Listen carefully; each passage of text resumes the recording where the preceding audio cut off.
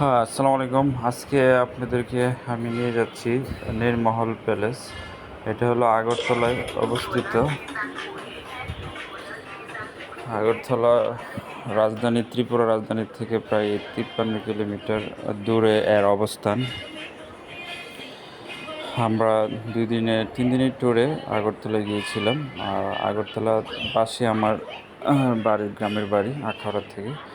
ওইখান থেকে আগরতলা চেকপোস্ট দিয়ে আমরা আগরতলা গিয়ে তারপরে অজন্তা প্যালেস একদিন ঘুরলাম। তারপর আমরা গেলাম নির্মল প্যালেস আপনাকে যেতে হলে ত্রিপুরা রাজধানীর আগরতলা থেকে বাস স্ট্যান্ড আছে, ওইখান থেকে বাসে করে যেতে পারবেন।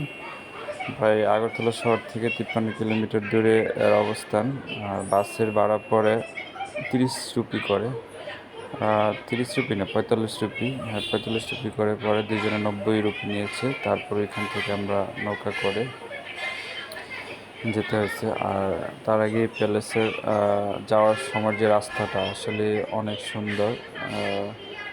পরিবেশ অনেক সুন্দর, গাছ আছে, প্রকৃতির অপরূপ সৌন্দর্য দেখতে দেখতে আপনারা চলে যাবেন। টাইম অবশ্যই অনেকক্ষণই লাগে, প্রায় 1 ঘন্টার মতো লাগে, কিন্তু আমাদের আসলে ওইরকম কোনো ক্লান্তি ভাব আসে না। এই যে দেখেন কত সুন্দর প্রকৃতি, এই প্রকৃতি দেখতে দেখতে চলে যাবেন। আপনারা যদি চান তাহলে সিএনজি নিয়ে যেতে পারবেন, আর রিজার্ভ কার করে যাওয়া যায়। এই দেখেন কত সুন্দর কৃষ্ণচূড়া গাছ। বাস অবশ্যই অনেক জায়গায় আস্তে আস্তে দাঁড়া করাবে।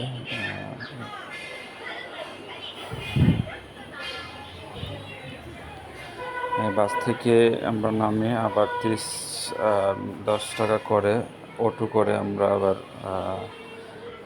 রুদ্রসাগর হ্রদের একটা আছে ওইখান থেকে, মানে এটা হলো নীরমহলের পাড়ের অংশ, ওইখানে যেতে হবে। ওই জায়গাটা অনেক সুন্দর। ওইখান থেকে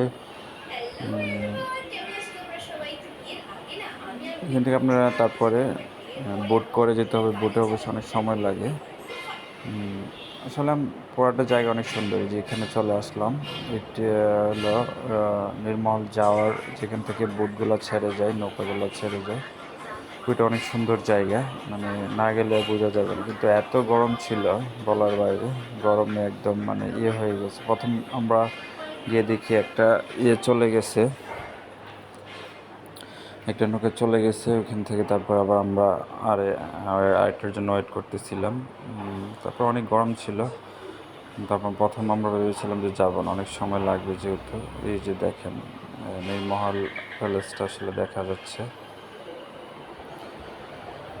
কিন্তু আমরা আবার ফুচকা আর পানিপুরি, যেটা ইন্ডিয়ান বিখ্যাত, ওইটা আমরা এখান থেকে খেলাম। তারপরে আমরা ওইটার জন্য ওয়েট করতেছিলাম। আর আপনাদেরকে আমরা কিছু ইনফরমেশন দিয়ে রাখি যে নীরমহল আসলে কেন এত ঐতিহ্যবাহী, কেন এটা আসলে নীরমহল, এটা একটা জাল প্রাসাদ বলা হয়। এটা হলো প্রাক্তন রাজকীয় প্রাসাদ, যা ত্রিপুরা রাজ্যের মহারাজা বীর বিক্রম কিশোর সে এটা তৈরি করেছেন। কিন্তু আমরা টিকিট নিলাম, টিকিট 50 রুপি করে নিল, দুইজনের 100 রুপি। সোজা আপ ডাউন। এখানে আমাদেরকে 45 মিনিট সময় দিবে। এই যে আমরা চলে যাচ্ছি, নৌকায় উঠবো, কিন্তু এত রৌদ্র ছিল যে চান্দি গরম হয়ে যাওয়ার মতো অবস্থা। আসলে কোথাও ঘুরতে গেলে এমনিতেই ভালো লাগে। আর ইন্ডিয়ার আসলে অনেক সুন্দর সুন্দর জায়গা আছে, আর আগরতলা ওরকম কমে আছে। তার মধ্যে এই নীরমহল প্যালেস অনেক সৌন্দর্য ঐতিহ্যবাহী আছে। এটা আসলে 1930 সালে বর্তমানে রুদ্রসাগর নামে পরিচিত হ্রদের মাঝখানে ভারতের ত্রিপুরা রাজ্যে তৎকালীন রাজা মহারাজা দ্বারা নির্মিত হয়েছে। এটি ত্রিপুরা রাজ্যের আগরতলা থেকে 53 কিলোমিটার দূরে মেঘালয়ে অবস্থিত। প্রাসাদটি রুদ্রসাগরের মাঝখানে অবস্থিত হিন্দু স্থাপত্যশৈলী একত্রিত করে।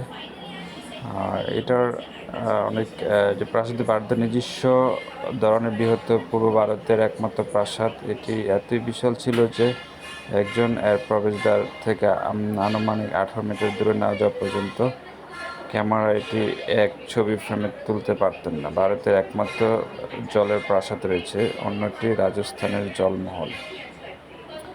যাই হোক, প্রভৃতি নীরমহলের তুলনায় আকারের উল্লেখযোগ্যভাবে ছোট।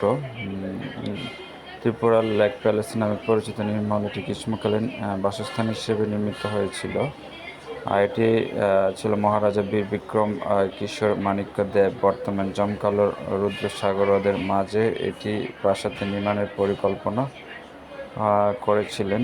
এরপর প্রাসাদটি পরিকল্পনার ফসল 1921 সালে তিনি British company Martin Brand and বার্নকে তার জন্য প্রাসাদ নির্মাণের জন্য স্বীকৃতি দেন। কোম্পানির প্রাসাদ, এই যে দেখেন প্রাসাদটা আসলে দূর থেকে অনেক সুন্দর লাগে, আর ভিতরে গেলে তো মানে চিন্তাই করতে পারবেন এত সুন্দর। কিন্তু এত গরম ছিল, এখানে আবার ঢোকার সময় টাকা নিয়ে ঢুকতে হয়।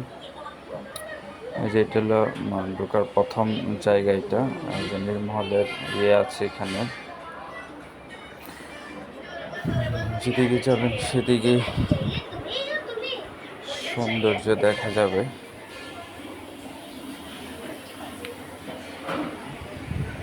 এখানে মানে রঙের কালারটা যেটা নীরমহলের আসলে অনেক সুন্দর, কিন্তু এত গরম ছিল আমরা গরম একদম হয়ে যাচ্ছিল।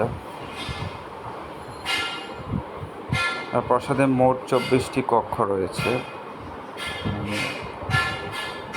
এই দিক দিয়ে যে দেখেন, এদিক দিয়ে ঢুকে তারপর আমরা আর ওই সাইডে যাব। ওই সাইডে আসলে অনেক সুন্দর। নীরমহলের ভিতরে 2টি সিঁড়ি রয়েছে যা রুদ্রসাগর হ্রদের জলে অবতরণ করেন। মহারাজরা রাজঘাট থেকে হাতে চালিয়ে নৌকা করে প্রাসাদে যেতেন। তারপরে যে দেখেন এখান থেকে লেক, মানে লেক পুরাটা লেক দেখা যায়, এই পাশ ওই পাশের অংশ। তারপর পর্যটনের প্রকাশ অভাবের কারণে সৌন্দর্য জাঁকজমক হ্রাস পেয়েছে। প্রাসাদটি মহারাজের সেরা পছন্দ। মধ্যযুগে হিন্দু ও মুসলিম ঐতিহ্য সংস্কৃতির সংমিশ্রণে তার আকর্ষণীয় ধারণা প্রতিষ্ঠানের নমুনা। প্রাসাদটি 2 ভাগে বিভক্ত। প্রাসাদের পশ্চিম দিকের অংশটি অন্দরমহল নামে পরিচিত ছিল। এটি রাজ পরিবারের জন্য তৈরি করা হয়েছিল। পূর্ব দিকে একটি উন্মুক্ত থিয়েটার রয়েছে যেখানে মহারাজ ও তার রাজ পরিবারের বিনোদনের জন্য নাটক, থিয়েটার, নৃত্য, অন্যান্য সাংস্কৃতিক অনুষ্ঠানের আয়োজন করা হয়েছিল। বীর বিক্রম কিশোর মাণিক্য দেব মাণিক্য রাজবংশ অন্তর্গত ছিল, যা আজ বিশ্বের দ্বিতীয় দীর্ঘতম অবশিষ্ট রাজবংশ বলে মনে করা হয়। আর এই যেটা হলো রুদ্রসাগর, রুদ্রসাগর বলা হয়, এটা বিশাল বড়। এখন অবশ্যই অনেক এই জায়গাটা আমার আসলে অনেক সুন্দর লাগছে, যেন এখান থেকে পুরাটা ভিউ দেখা যায়। দেখেন কত সুন্দর। কিন্তু এত গরম ছিল, মানে গরম একদম হয়ে যেত, ওই রোদে যাওয়া যাচ্ছে না। মানে রঙের কালারটা আসলে এত মানে সাদা রং হওয়ার কারণে পুরাটা এত সুন্দর করে ফুটে উঠছে, মানে চিন্তা ভাবনা করা যায় না এত সুন্দর।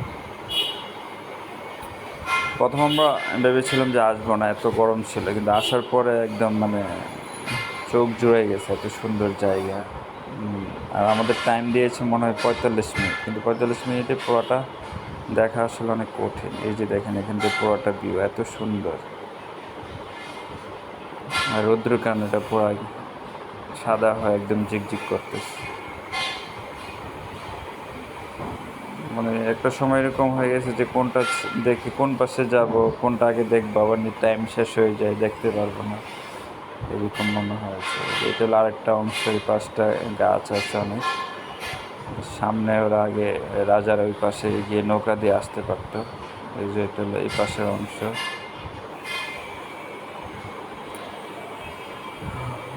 তো এটা আসলে আগরতলা শহর থেকে অনেক দূর হওয়ার কারণে সবাই আসলে সবসময় যাওয়ার চিন্তা ভাবনা করতে পারে না, কারণ অনেক সময় লেগে যাবে। কিন্তু আবার জানি যে ভ্রমণটা আমরা করছি, বাস দিয়ে গেলাম, তো তো মানে টায়ার্ড মনে হয় না। এই যে দেখেন আমার কী অবস্থা, গরমে একদম শেষ হয়ে যাচ্ছে। এটা একদম পুরা উপরের অংশ, এখান থেকে পুরাটাই। এখানে অনেক প্রোগ্রাম হয়, কনসার্ট হয়। আসলে না, কোথাও না গেলে ওটা সৌন্দর্য বোঝা যাবে না। আসলে অনেক সুন্দর একটা জায়গা। এটা হলো পুরা উপরের অংশ, একদম উপর থেকে পুরাটা দেখা যায় নীরমহল। যে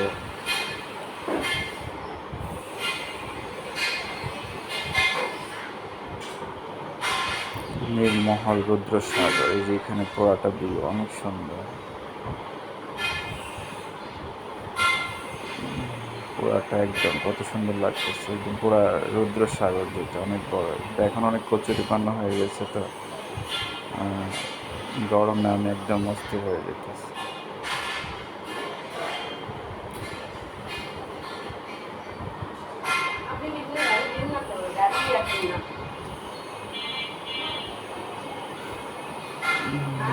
আসলে কোথাও ঘুরতে না গেলে বোঝা যাবে না ওইখানে সৌন্দর্য। আপনার যারা আগরতলা যেতে চান, আমার মতে এই প্রাসাদটা নীলমহল প্যালেসটা দেখে আসতে পারবেন, অনেক সুন্দর।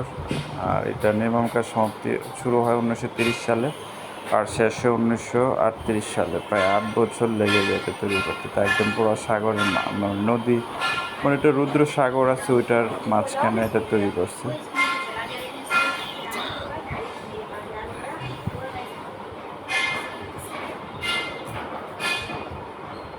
মানে এত সুন্দর লাগে, ওইটা না দেখলে বোঝা যাবে না। মানে পুরা দিকে আরেকটা যাওয়ার রাস্তা আছে, আর এখানে মানে ওইখানে পুরাটা যাওয়ার পর তো পুরো শীতল হয়ে গেছে একদম, ভিতরেটা অনেক ঠান্ডা পরিবেশ। এই যে এই পাশটা অনেক সুন্দর। এই পাশগুলো আসলে হয়তো সিকিউরিটির জন্য ওরা দিকে অনেক সিকিউরিটি এখানে দাঁড়িয়ে পাহারা দিত। এই পাশগুলো এখানে আসলে ওরকম কোনো অ্যাক্টিভিটিস ছিল না। আর ওই ভিতরের অংশগুলোতে আসলে ওদের রুম আর অন্য কিছু। ভিতরে দেখেন এখানেও গাছ আছে, অনেক সুন্দর গাছ লাগিয়েছে। আর এটা হলো নীলমহলের মেইন